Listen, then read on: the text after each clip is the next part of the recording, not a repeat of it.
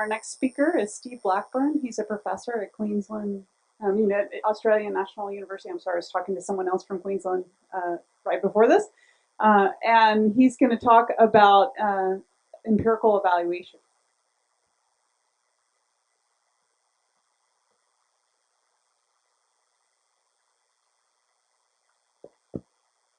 Okay, can you hear me okay? Great, yes, so thank you very much for having me here. It's really an honor to meet with the whole diversity of all of you here and chat with you about your research. I'm really enjoying this so far, and I'm enjoying the talks. So thank you for having me. So I was asked, Catherine asked us all to give a slide at the beginning about a little bit about ourselves, so I've done that. Hang on, turn my clicker on here. Here we go. So I'm from Australia, so I've got the obligatory kangaroo photo there. I've got a family. This is a photograph recently from a tour in Japan with my kids. I have 3 kids here, and my son's just gotten to the age now where he's nearly as tall as me, and will very soon go past me. And I've got 2 daughters and my wife there, who's also a scientist. I'm just going to say a little bit, very quickly, about people who influenced my road to where I am now, because it wasn't an easy road at all. None of this came naturally or easily to me. And to start with, like someone else, I think it was Matthias' slide, 2 mathematics teachers were influential along the way.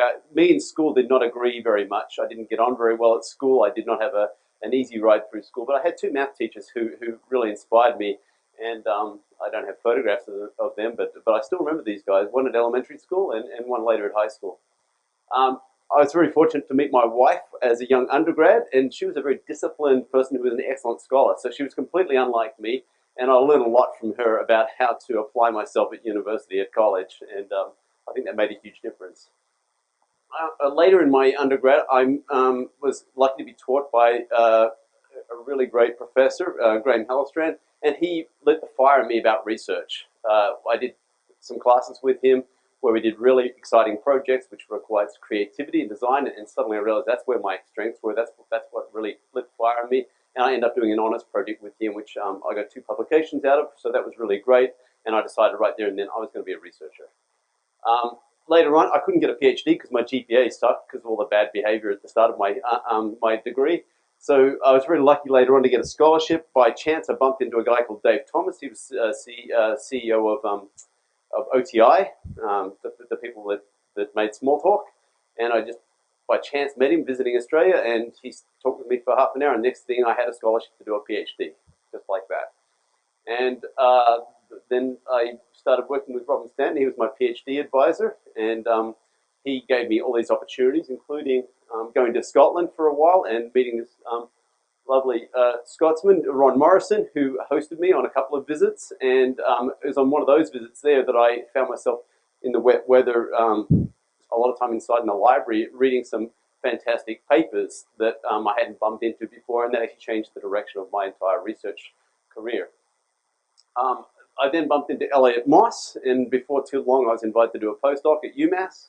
And it was from the generosity of Elliot organizing that postdoc that took another turn in my career, and he also managed to organize for my wife Annika to have an excellent postdoc there, which endured to this very day. So she got a lot out of that as well. And then I bumped into Catherine, and Catherine was really influential in helping me understand how to actually do effective research and get my work published and tackle problems that were really going to make a difference. The common thing here is these people all exhibited enormous generosity towards me. They helped me out at times when I really needed to. They gave me guidance. And on my part, it was perseverance very often because this stuff didn't come naturally to me. So for me, the irrationality of research, as Matthias talked about, things like traits like generosity and perseverance are absolutely fundamental and essential. And when I see someone as a potential PhD student, I want to see traits like this that I think really help make a great researcher. Okay, now back to my talk, the technical talk. So this talk here is about empirical evaluations. Who in this room has done an empirical evaluation? Okay, many of you, most of you. Okay, who in this room has been misled by someone else's empirical evaluation? All right, great. This is a huge problem for our field, and of course I'm not the first person to notice this, but this talk here is about dealing with that problem of not being able to trust someone else's work. And I have deep, heartfelt experience of being grossly misled by published research. And so this is something that's very close to my heart, and as someone who's spent a huge amount of my career doing empirical evaluations, it's something I don't want to do myself. A lot of people have talked about this, and there's lots written across the science literature about how you deal with this problem. And this talk here is about some work that I've done with a large group of people over the last 6 or so years to try and attack that. It started off with a workshop that we organized in 2010. There were 5 of us organizing it, and we were interested in how we address this problem. It's kind of ended with a Topos paper, which was accepted in February. I don't know when it's going to actually appear in print, but you can find it. I think if you do a web search for it, it was accepted in February. And this paper here basically is a combination of all that work. And you can see it's a very lengthy authorship list. But there are 4 of us who met every Thursday. Well, for me, it was a Thursday. I woke up at 6 a.m. so I could meet with my Swiss colleague, who was working late at night, and my colleague in New York, and my colleague on the West Coast. And the 4 of us met every day for about 5 years, I think. And ultimately this, well, not every day, every week, every Thursday. And ultimately this was the outcome. So there's a lot of blood, sweat, and tears behind this. And in the end, I guess it's pretty simple. But I found this very rewarding, ultimately, to go on this journey with these guys. Now, the thing was, it was an enormous temptation at the beginning to think, you know, if someone's going to do one of those garbage collection papers, and if they're going to use, say, Java, then they need to do this, and that. And if they do those things, then we're quite sure it's going to be correctly evaluated. And if they're evaluating some HPC application, they need to do the following, and then we'll be quite sure that it's going to be the right thing. And we could create this enormous laundry list of such rules about how to do things. The problem with that is that it's inevitably entirely brittle. Why is it brittle? Because our field changes, and our research, by its very nature, is pushing the boundaries. So we're doing new work, and we need new methodologies for how we do that work, always. Okay, so the methodology you learn as a grad student is going to have to change within a few years. And when you teach your students, you should be teaching them a meta-methodology rather than a concrete methodology so they can advance it and they can update their methodologies as appropriate as the context changes. And you're going to see the context change dramatically through your career. Okay, so you need a meta-methodology for how you build these things and how you evaluate these things. Now, let me start with an anecdote. This is taking me back a few years to a paper I did with Catherine and one of our students, Long. And we worked really hard on this paper. It was really quite interesting. It's about how you can, how GC brings locality benefits to programs. But there was one day, quite near the deadline for this paper, and Long was busy at an internship at IBM, and we've been evaluating something, and he sent back a result that I knew was wrong. Okay, so he had this particular benchmark. In fact, the results ultimately appear right here in that very graph in figure 5. He sent back this result that showed the opposite, the exact opposite to what I knew was right. Okay, and I was quite sure of myself. And I knew that his result was wrong. So I said, no, that can't be right. Go and rerun it. So he reruns it and gets the same result. I said, no, there's something wrong here. Give me your patch on the code, because we're sharing the code here. Give me commit the patch, let me evaluate. So I go and evaluate it, and he's wrong. Right? I evaluate it, and I get the answer I expect. And he's shaking his head. He says, no, it really does do this. And so then I go, okay, I'll go and use the machine. It could make me, maybe it's the machine I'm running on at ANU versus the one at UTexas. So I'll go in and log into my account at UTexas and run the experiment there. No, I get the same result. Okay. So then my next guess is maybe it's the binary that he's compiled. Okay, the binary that he's got is somehow different. There's something mysterious in his setup such that his binary is different than mine. So I'll grab his binary, copy his binary, and run it. Again, I was right. His result is bogus, right? So what's going on here? And eventually, this is really frustrating me by now, and he didn't have much time because he was supposed to be working full-time on an internship, and I just could not work out what was going on. I trusted Long because I was sure he wasn't making this stuff up. There was nothing he was doing particularly wrong. Eventually, I discovered that if I changed the name of the directory in which the binary sat from A to AA, I get this 15% shift in the performance of the critical result. 15%. And this is a world where 10% is a really exciting change. 15% change just by changing the name of the directory in which the binary sat. How could that be, right?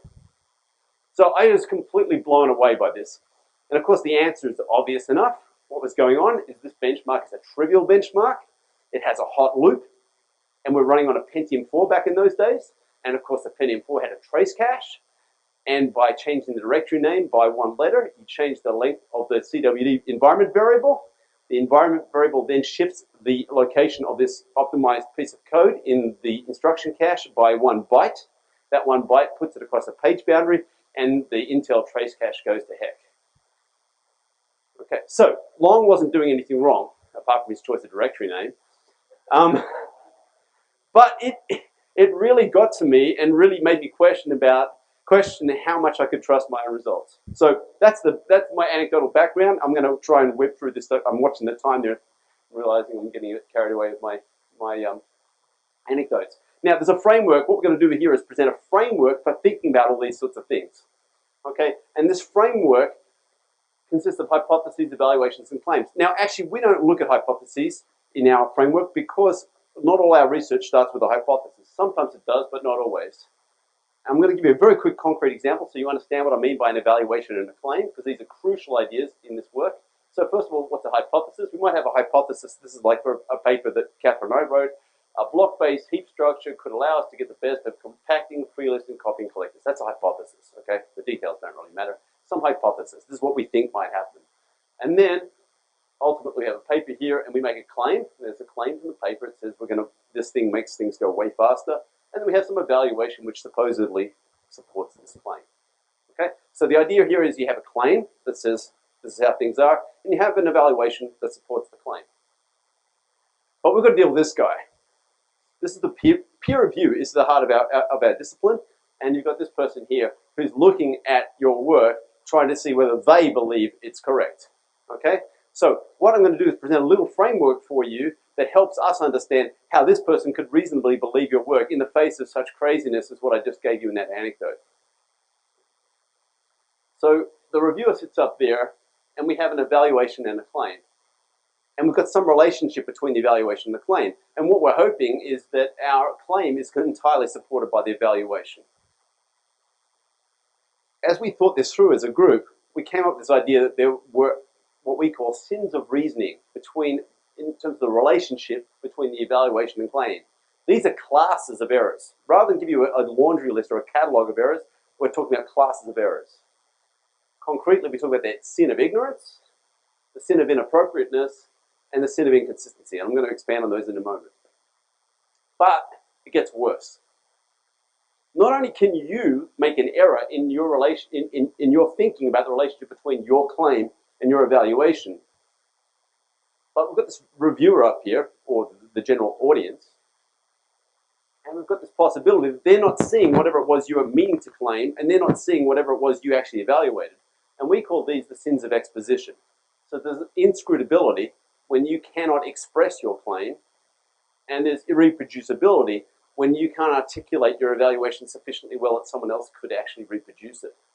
Okay, so we've got 5 sins here. We've got 2 sins of exposition, that's irreproducibility, inscrutability, and we've got 3 sins of reasoning in terms of the relationship between the evaluation and the claim.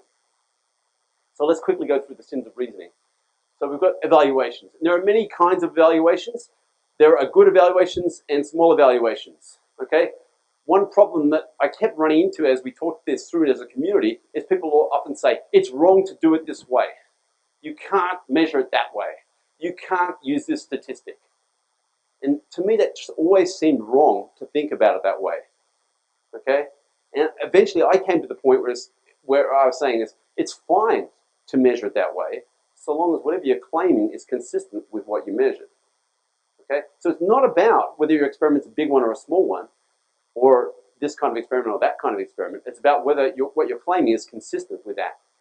Okay, so you've got different kinds of evaluations, and you've got different kinds of claims. Some people make pretty grandiose claims, other people make small claims. Some people make claims that are actually not entirely connected to what they've actually done.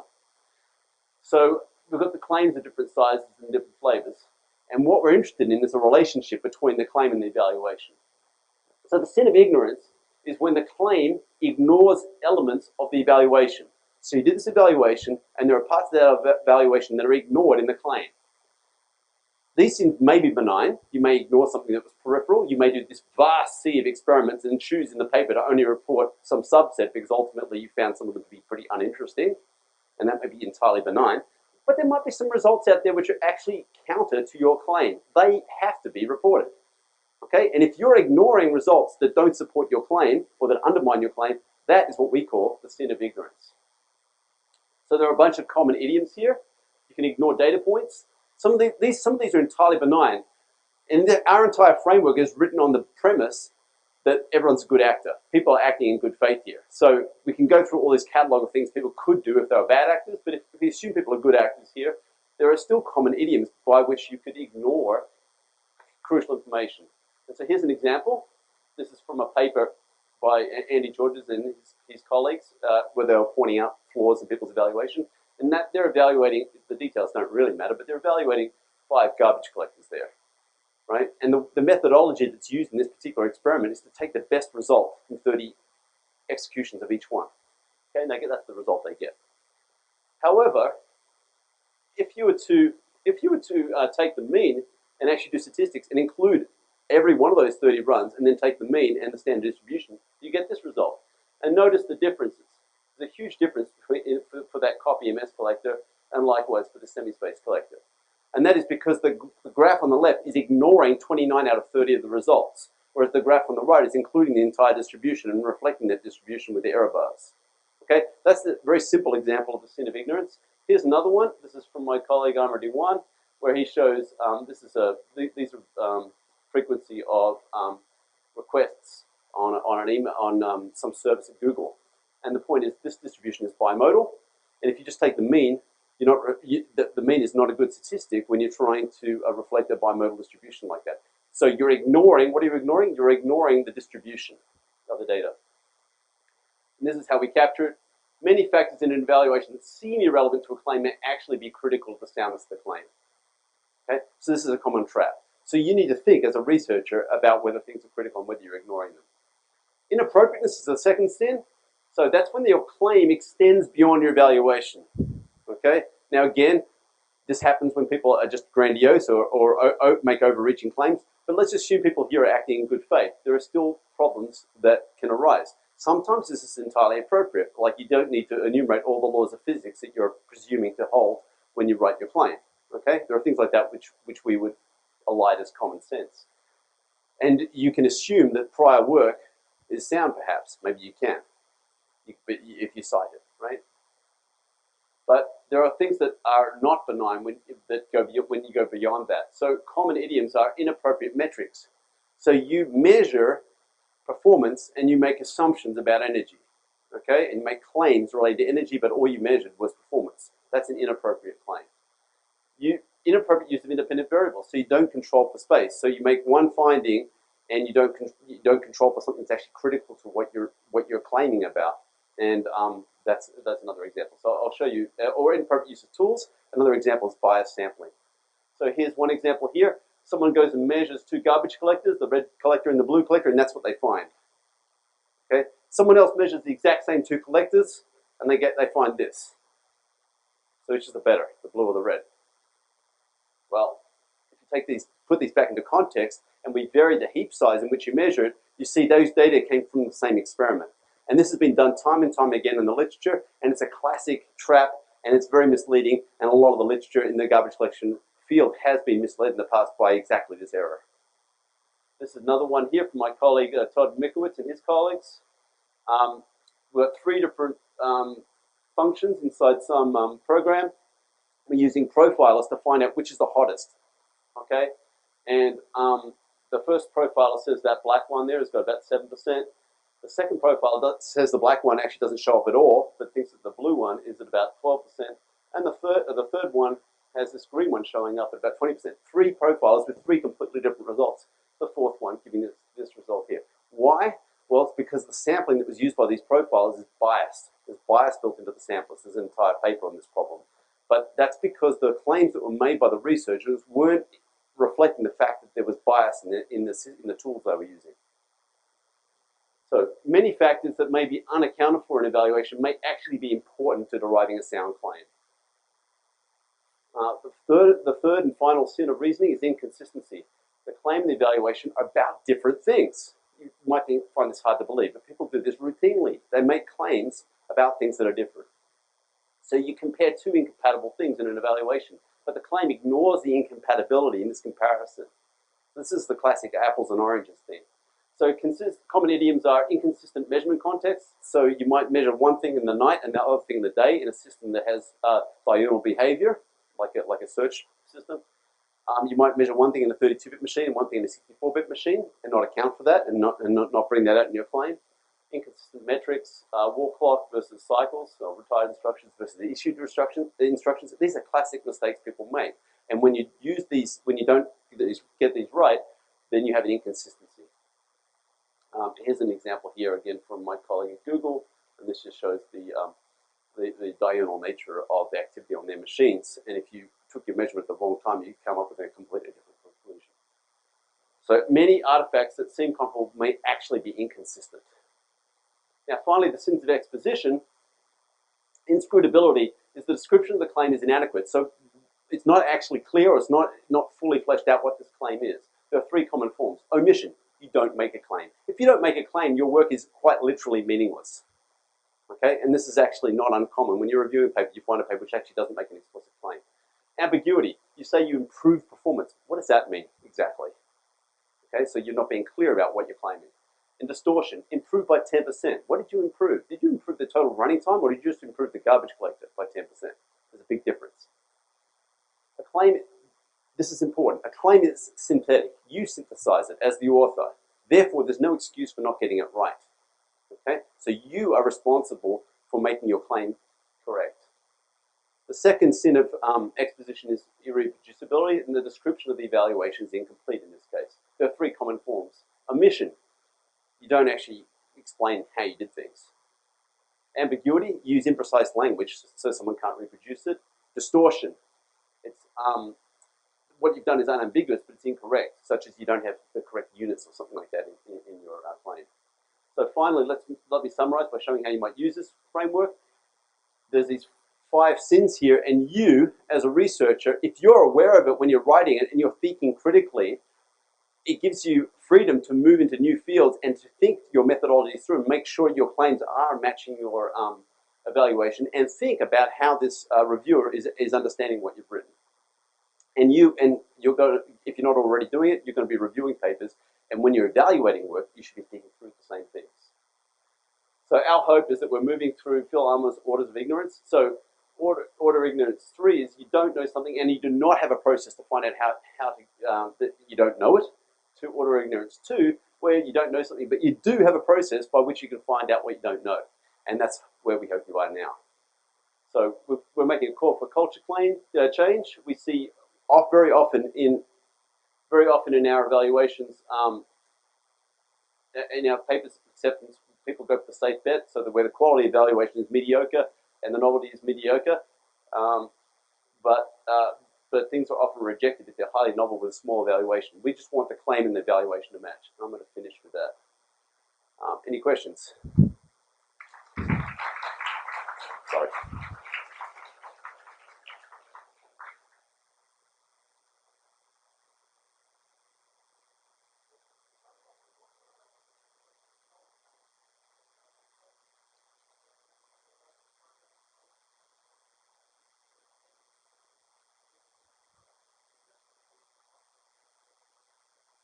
How to reproduce things where you've got humans involved and things like that.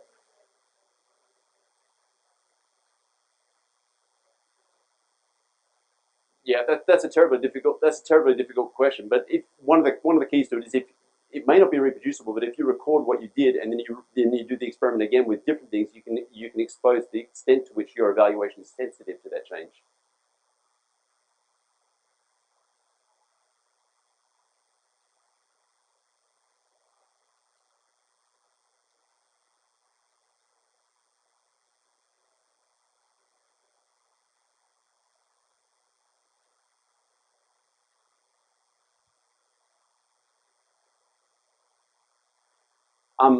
You make a very good point. It's incredibly important, I think, when I'm writing a paper, to let the reader know what the insight is. And I think that's what you're saying. I think that's different to what we're saying here, but it's complementary. Okay, so when you write a paper, I think it's absolutely important that you let the reader understand what insight you brought to bear on the problem you're solving.